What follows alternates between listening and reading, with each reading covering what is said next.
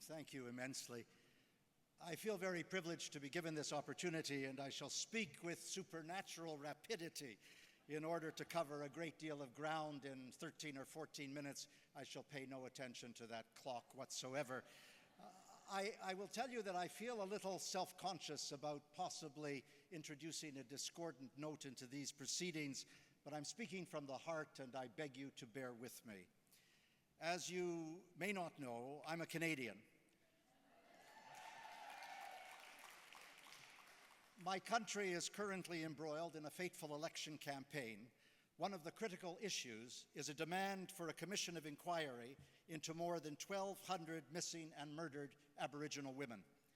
There is no question that the great majority of the women were sexually brutalized before they were murdered. Every major Aboriginal group in the country, plus a vast array of NGOs and both major opposition parties, want the inquiry. The government says no. It's an ugly, toxic reaction rooted in misogyny and racism. Fast forward. This morning, I attended a meeting at the United Nations convened by the Secretary General himself. It was urgent, almost frantic. It was part of a desperate damage control operation to address the shocking reality of sexual violence committed by United Nations peacekeepers preying on the civilian population they are mandated to protect. Over the last 5 months, it has been revealed that at the highest levels of the United Nations, there was a willful cover-up of sexual exploitation and abuse that had occurred, particularly in the Central African Republic, in the rapes of young boys and girls by peacekeepers, some non-UN, some UN, peacekeepers all. It then emerged that the pattern was systemic.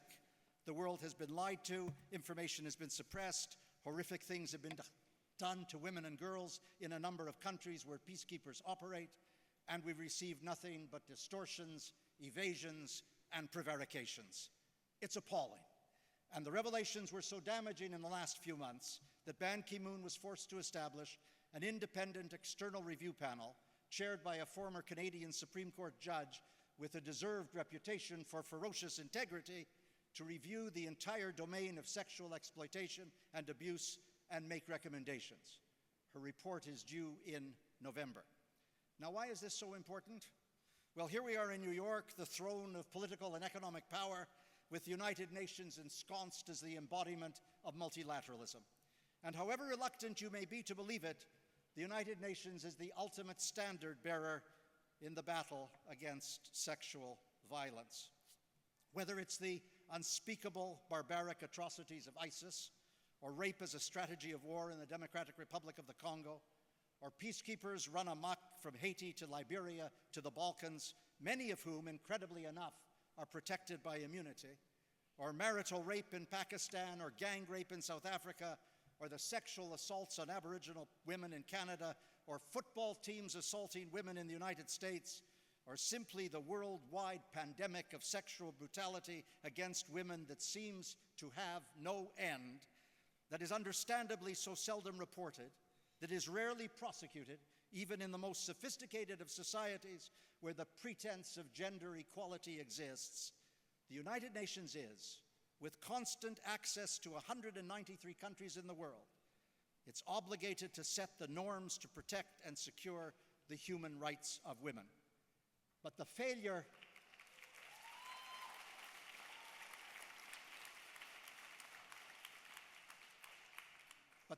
to do so is staggering. It has an agency called UN Women. It has a Human Rights Council in Geneva. It has Security Council resolutions in endless profusion, drenched in hypocrisy about protecting women from violence. It has a Secretary General Special Representative on Sexual Violence and Conflict. It has a children's agency called UNICEF, charged with the protection of children from sexual violence. It has an avalanche of General Assembly resolutions that enshrine the sanctity of women's lives, from questions of child marriage to international sexual trafficking. It even has an international convention to eliminate all forms of discrimination against women, ratified by 189 countries, and it is all overwhelmingly inadequate, insufficient, desolate, infuriating.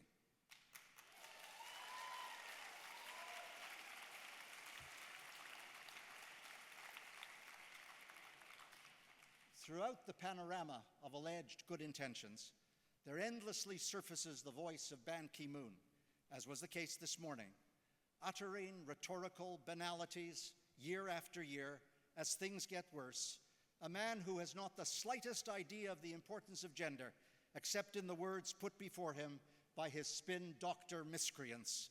And it's fatal. It's fatal to women. The rhetoric becomes the policy, the excuse, the evidence of how hard they're all trying when they're trying not at all. I'm not purposely disrespectful. I've just run out of patience. For me,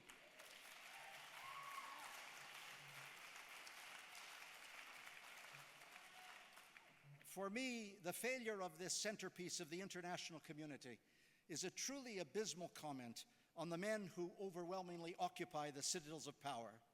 In the most upwardly mobile, crucial senior UN positions, the presence of women has increased by 0.1% over the last 10 years, from 28.8 to 28.9%. The target for 15 years has been 50%. The men never learn, nor do they care. When just 10 short months ago, the Secretary General announced yet another panel to review all peacekeeping operations in all aspects, not just sexual exploitation and abuse, he appointed 11 men and 3 women. He was forced to apologize. He was forced to call it a mistake. He was forced to double the number of women. But all of that is simply to reveal the reactionary Pavlovian instincts when it comes to anything to do with women. And now to the heart of this brief discourse. For philanthropy, there are, I believe, 3 lessons to draw. First, there is so much indifference at the center of the political establishment, international and national, that the grassroots are in terrible pain. You can't imagine the diminution in funding at community level. It's a disaster. Community projects with women at their heart are being eviscerated. What is needed, especially internationally, is careful, generous financial support at the grassroots. It's possible to canvass the major NGOs and funders to identify where the needy projects are. As I've learned over the last 25 years, a few well-placed dollars at community level can restore both hope and resilience.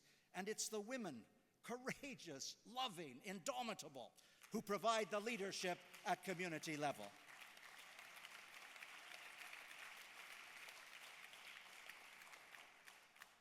And I think of the women of Africa whom I've met over the course of the last 52 years. They are magnificent. Second, there is an equally desperate need to fund initiatives around public policy. Social programs and services are indispensable, of course, but the framework of public policy to amend laws, to enact legislation, to establish a durable set of rules and regulations and protocols that consecrate women's rights as human rights is not just indispensable, it's a crime not to have it in place. Forgive me a moment of nostalgia. I can remember taking our older daughter to the Vienna Conference on Human Rights in June of 1993 and being intoxicated by the mantra of women's rights are human rights. I can remember pushing Bella Abzug, yes, Bella, in a wheelchair through the corridors of the Conference on Population in Cairo in September of 1994, watching her verbally demolish all the male detractors as we cavalcaded through the crowds. I can remember plotting the agenda for Beijing of the Fourth World Conference on Women in September of 1995, heart filled with hope for the emancipating revolution that seemed in prospect. But the truth is, the sorry, dismal truth is, that the inspired plans of action that flowed from all those conferences have barely been implemented 20 years later. They constitute a vivid agenda for public policy for women, but we need to fund the groups that will do the work, and they are so often outside the UN.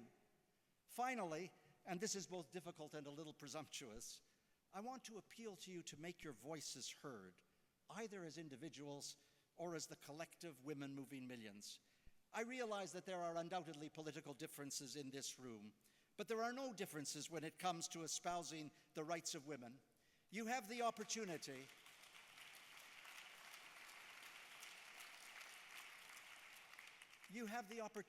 and the profile to condemn publicly those who depreciate and violate women and girls, and in the process bring attention to the unspeakable maligning of half the world's population. I'm not asking you to mount the barricades. It can all be done respectfully, but we need voices, and you have the voices. Look, I don't have the poetry, the words, the evocative power of someone like the remarkable Eve Ensler, but I spent a considerable time with the women who were raped during the genocide in Rwanda, and I've spent a considerable time, along with Pat Mitchell, with Dr. Mukwege at the Panzi Hospital in Bukavu in the Eastern Congo, as the women assaulted, battered, physically shredded, literally crawled to the doors of the hospital seeking survival. And I've spent a considerable time with the leader of the women in Zimbabwe who were raped by Mugabe's Youth Corps and war veterans in the elections of 2008.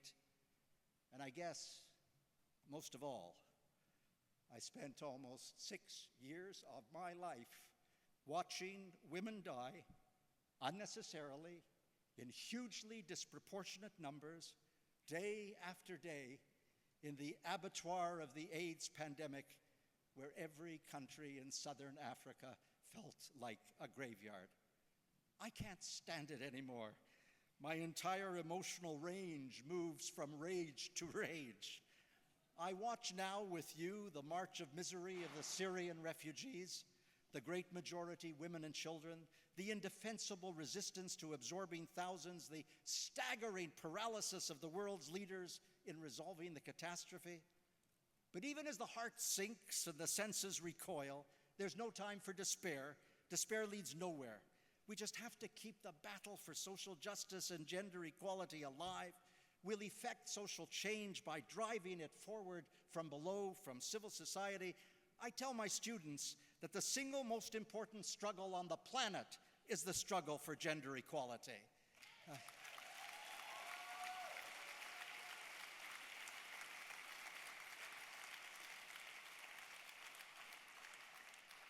There are glimmers of hope everywhere. Just look at Malala. Just look at the growing education of boys to enlighten an entire generation about the principle of equity. Just look at the resurgence of feminism. We simply have to be tenacious and indefatigable and never give up. We can't be intimidated or traduced by the Philistines, overwhelmingly men who wield the levels of power.